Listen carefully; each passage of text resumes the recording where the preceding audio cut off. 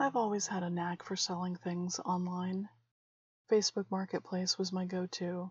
I'd sold everything from furniture to clothes, and I've had my fair share of odd interactions. Lowball offers, no-shows, and the occasional creepy message. But nothing had prepared me for this. I set up a listing for several pairs of shoes, a mix of designer heels and casual flats I didn't need anymore.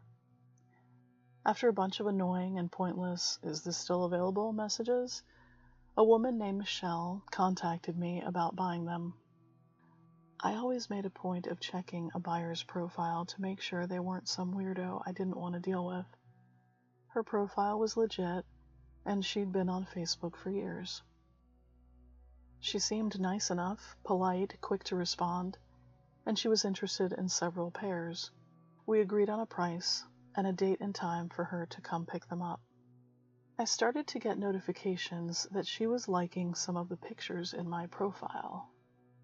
She even left a comment on a picture of me wearing the black shoes she was coming to buy. "Did you wear these all night?" was her comment. I reread it, unable to get my head around it. It was a strange, intrusive, and very observant comment from a stranger. I pushed it aside, assuming she was just interested in the condition of the shoes. Honestly, I remembered laughing to myself that she might use the picture as a way to give a lowball offer on the shoes. When the day came, I set up the shoes in the kitchen, neatly arranged in their original boxes. I like to keep things organized because it made the transactions go smoother and faster. Michelle had insisted on coming by late in the afternoon, which was fine because it would still be light out, and I didn't like dealing with strangers after dark. As I waited, I felt the usual pre-sale jitters of having a stranger come to my house. Just after 5 p.m., the doorbell rang. I peeked through the window to see a woman standing on my porch. She was about my age, with long dark hair and a friendly smile. She looked exactly like her profile picture, which was a relief. No catfishing here. I opened the door, and she greeted me warmly, introducing herself as Michelle. "Hi, come on in," I said, stepping aside to let her in. She walked into my kitchen, her eyes immediately drawn to the neatly arranged shoes. "Wow, these are even better than the pictures," she said, her voice full of excitement. I was relieved she was happy with the condition of the shoes, and we chatted casually as she inspected each pair, asking questions about the size, how often they'd been worn, and if I had any other shoes for sale. Something about her was a little off, though. Maybe it was just the way she kept looking around the kitchen and glancing towards the hallway that led to the rest of the rooms in my house. I realized one of the pairs was missing a box top, and quickly left her alone in the kitchen to run and grab it from my bedroom. As I was about to enter the kitchen, I caught sight of her face deep in a pair of my brown leather flats, inhaling deeply. I froze in the hallway and had to catch myself from saying something. She must have heard me and quickly put the shoes back in the box. It was a weird thing to do, but I kept it together and rationalized she was just making sure the shoes didn't smell bad or something. I joined her back in the kitchen with the box top, just really wanting to be done with her and get my cash so she would leave. As she looked over the shoes, I noticed a shift in her expression. Her smile faded, and a strange intensity came over her face as she picked up a pair of black heels, the same ones I'd been wearing in my Facebook picture. "They're perfect," she muttered, almost to herself. She ran her fingers over the leather, her hand oddly lingering inside the shoe. Then she looked up at me, her eyes locking onto mine. "Did you wear these a lot?" I hesitated. "Not really, just a few times. They're in great condition, though." She smiled again, but this time it didn't reach her eyes. "I'm glad to hear that. I've been looking for a pair just like these for a very long time." The way she said it and stared at me sent a chill down my spine. I tried to shake it off, reminding myself that I was just being paranoid. She was probably just excited to have found a good bargain and the right size, nothing more. We finalized the sale for the pair of black heels and the brown leather flats, and I watched as she carefully placed the shoes into a large, worn-looking tote bag. But then she did something strange. She didn't leave. Instead, she just stood there, staring at the other pairs of shoes I had set out. "Are you sure you don't want any of the others?" I asked, hoping to wrap things up. She shook her head slowly. "No, these are the ones I wanted. They're perfect." She turned to leave, but stopped at the doorway, glancing back at me. "You know," she said, her voice almost a whisper, "it's nice to finally meet you in person." She looked at me for a moment longer with a wide plastic smile on her face, and then, without another word, she left. The door shut behind her, and I stood there in my kitchen feeling like I'd just dodged a bullet. That night, I couldn't stop thinking of the strange interaction with this woman. I went to bed early, but tossed and turned, replaying our conversation in my head, trying to pinpoint what had felt so off. Just after midnight, I heard a noise. It was faint, like the sound of something brushing against the side of the house. My heart began to race as I sat up in bed, straining to listen. The noise came again, this time louder, something scraping against the kitchen window. I suspected it was one of the neighborhood cats getting into the trash, but I needed to be sure. I grabbed my phone and crept down the hallway, keeping the lights off with every nerve on edge. When I reached the kitchen, I could barely breathe. The window was slightly open, just enough for a hand to fit through. I moved closer, and that's when I saw it. A piece of paper taped to the outside of the window, flapping slightly in the breeze. With trembling hands, I reached out and peeled the paper off the glass. My blood ran cold as I read the words scrawled in neat, feminine handwriting. "Thank you for the shoes. I'll be back for the rest." I slammed my window shut and tried to peer down the dark hallway between my house and the next. As far as I could see, it was empty, but I checked every door, every window, making sure they were all locked tight. I called the police, but they said there wasn't much they could do since technically she hadn't done anything wrong. Conveniently, Michelle's Facebook profile was gone, like she'd never existed. A week later, I found another note, this time slipped under my front door. It was the same handwriting and the same message. "I'll be back." But this time, there was a copy of my Facebook picture, the one where I was wearing the black heels, zoomed so far in it was just my legs and feet. It freaked the hell out of me, enough that I stopped selling stuff online locally. But that was the last note I got. I didn't hear from her again. I don't know what she wanted or what happened to her. I've gone back to selling locally, but now I meet buyers in a public place and never at my house.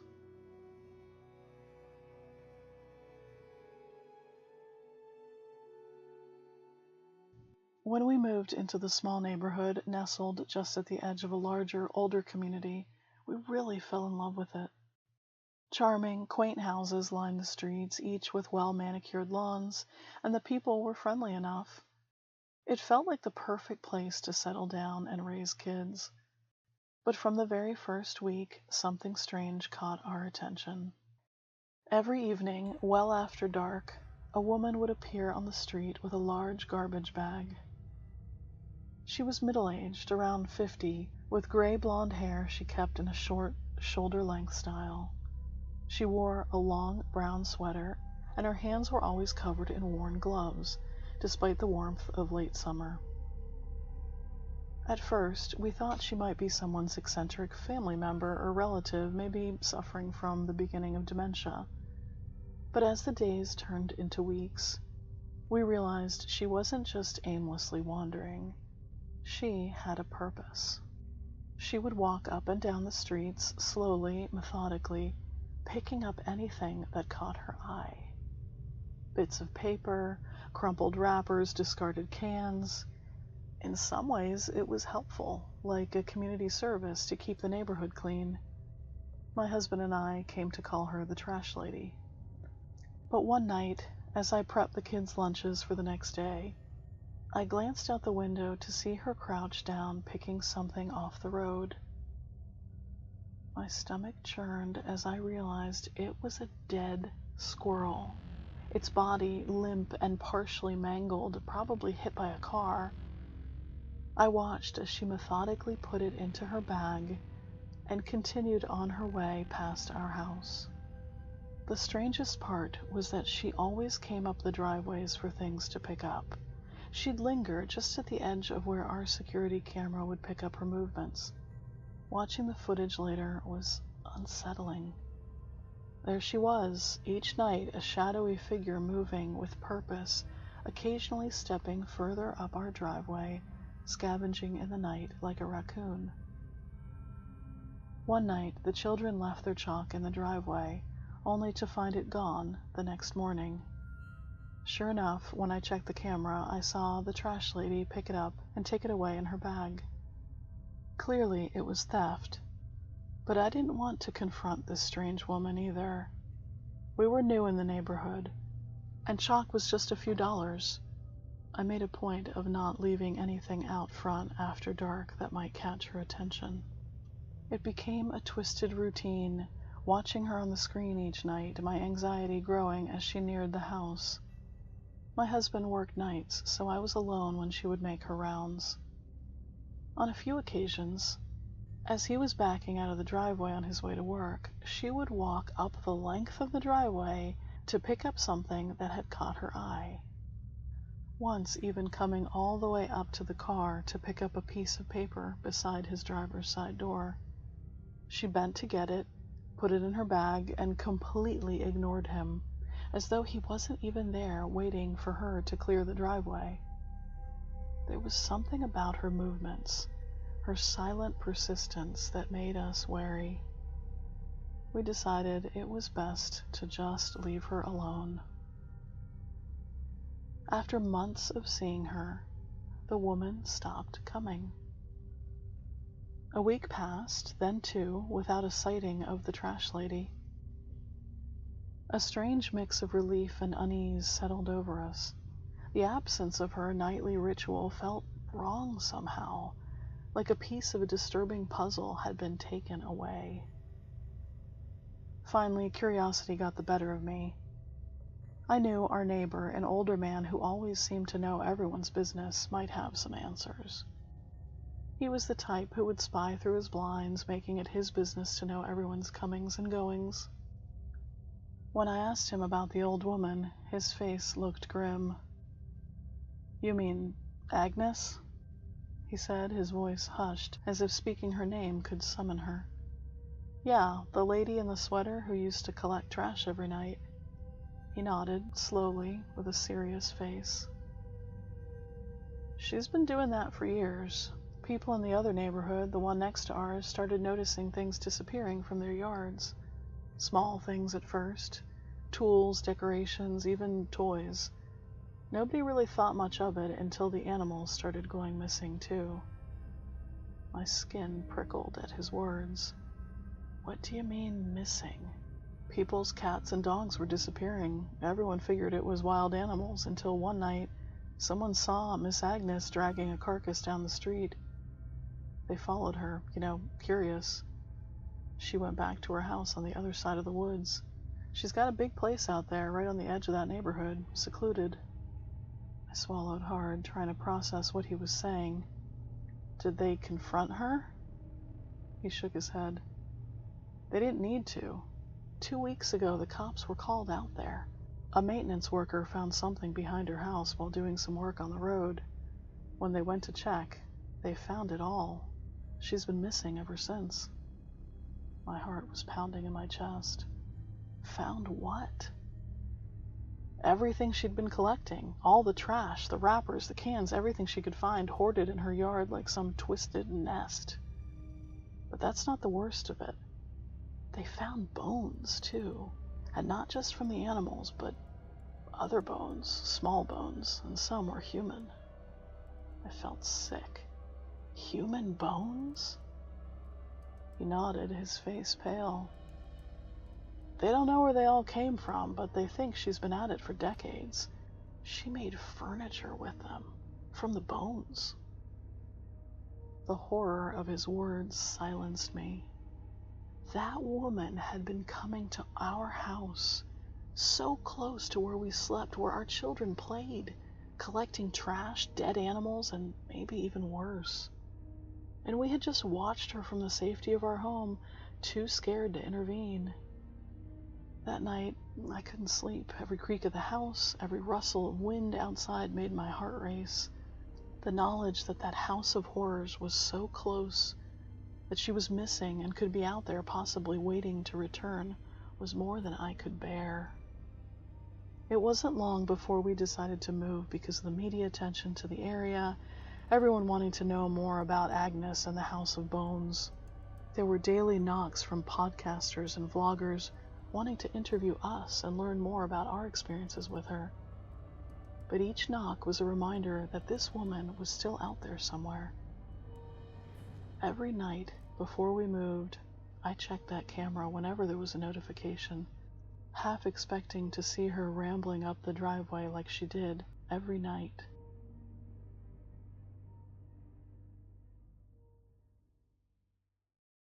A few years ago, I'd spent the afternoon shopping with my friend Laura, and then had dinner at her townhouse in her gated community. It was a place that always felt a little too perfect, too secure, with its neatly trimmed lawns and cookie-cutter homes lined up in rows. The kind of place where nothing bad was supposed to happen. That night, I remember the air was crisp, with a bite of cold that clung to the skin, a reminder that winter wasn't far off. We made dinner, shared a bottle of wine, and talked about life. Nothing out of the ordinary. But as the night wore on, Laura revealed to me that there'd been a string of robberies around the community recently, and it was making everyone a little more cautious. She offered to walk me to my car, but I waved her off, insisting I'd be fine. It wasn't a long walk, just a short stroll through the well-lit streets to the parking lot. We said our goodbyes, and I started the walk to my car. It was late, and the night was silent except for the leaves rustling in the trees. I could hear the soft crunch of gravel under my shoes with every step. I felt the need to walk faster, unable to shake the feeling that I was being watched. I told myself it was just paranoia, fueled by Laura's warning about the robberies and the late hour. I got into my car, locked the doors, and started the engine. The hum of the motor was comforting in the empty visitor parking lot. As I approached the gate, I felt the usual surge of anxiety looking at the spikes in the ground that prevented people from backing up or entering through the exit gate. As the large metal gate opened slowly, it creaked loudly as it slid aside. I rolled forward, my front wheels over the spikes, ready to exit the community and eager to get home and to go to bed.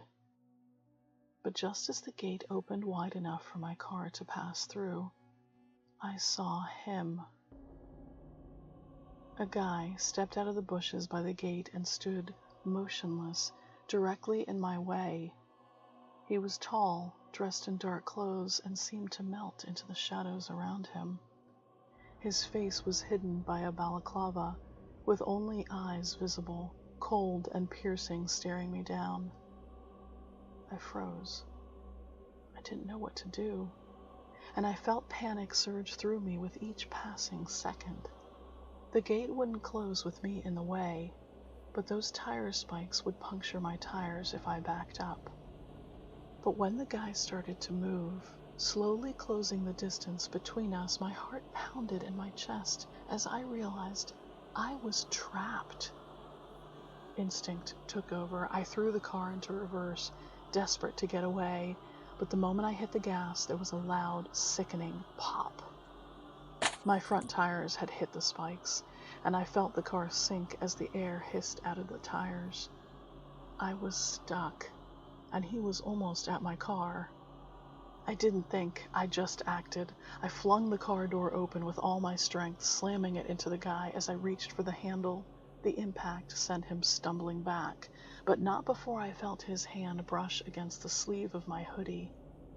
That noxious touch sent a wave of terror through me, and I bolted, adrenaline fueling my sprint back toward Laura's house. My bags and phone were still in the car, but I didn't care. I just needed to get away. I could hear his footsteps behind me, but I didn't dare look back. Everything was a blur as I ran, my breath coming in ragged gasps, my heart pounding so loudly it drowned out everything else. I kept running until I reached Laura's door, slamming on it with shaking hands until she finally opened it, her face looking as terrified as mine when she saw me. We called the police, but by the time they arrived, the guy was long gone, along with my phone, my shopping bags, and my keychain wallet. My mind raced as I realized what that meant. All my personal information was in that wallet, including my address and my house keys. I lived alone, and the thought of that guy knowing where I lived scared the hell out of me. I changed my locks and canceled my credit cards, of course, but the fear never really left. For the next 6 months, I lived with a constant sense of dread, waiting for the day that guy would show up at my door. I became paranoid. With every creak of the floorboards, in every shadow, I saw that guy again, standing in front of my car, blocking my way. I always felt on the edge, and I was barely sleeping.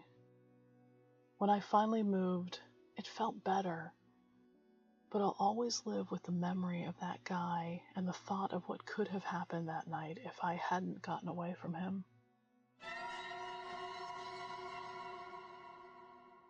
If you like these stories, this is the place for you. I cover scary stories about ghosts, cryptids, paranormal events, and disturbing, creepy human encounters.